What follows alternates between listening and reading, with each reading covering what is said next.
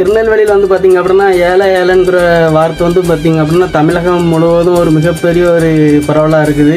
ஆனால் அந்த ஏழை அப்படிங்கிற வார்த்தை எப்படி வந்துச்சு அப்படின்னு பார்த்திங்க அப்படின்னா பாதி பேர்த்துக்கு தெரியாது அப்படின்னு சொல்லலாம். சிறுவில்லிபுத்தூர் அப்படின்னு சொல்லி ஒரு ஊர் உண்டு மக்கா. அது வந்து பார்த்திங்க அப்படின்னா இப்போ விருதுநகர் மாவட்டமாக இருக்குது. இதுக்கு முன்னாடி திருநெல்வேலி மாவட்டமாக இருந்த ஊர் தான் இப்போ விருதுநகர் மாவட்டமாக தனியாக இருக்குது.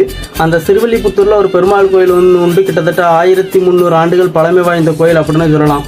எல்லா கோயில் கருவறையிலுமே வந்து பார்த்திங்க அப்படின்னா ஒரு விமானம் இருக்கும். ஆனால் நம்ம சிறுவில்லிபுத்தூர் கோயிலில் மட்டும்தான் வந்து பார்த்திங்க அப்படின்னா 2 விமானங்கள் கொண்ட ஒரு மிகப்பெரிய ஒரு சிறந்த ஒரு வரலாறு கொண்ட கோயில் அப்படின்னு சொல்லலாம்.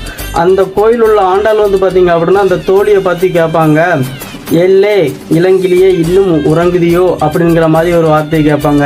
அந்த எல்லே அப்படிங்கிற வார்த்தை தான் திரிஞ்சு ஏழை அப்படிங்கிற மாதிரி வந்து பார்த்திங்க அப்படின்னா வந்துச்சு. இது வந்து பார்த்திங்க அப்படின்னா நேச்சுரல் மக்கள் நம்மளுடைய வரலாறு சொல்லுது. உங்களுக்கு சந்தேகமாக இருந்துச்சு அப்படின்னா நீங்கள் கூகுள்லேயே சர்ச் பண்ணி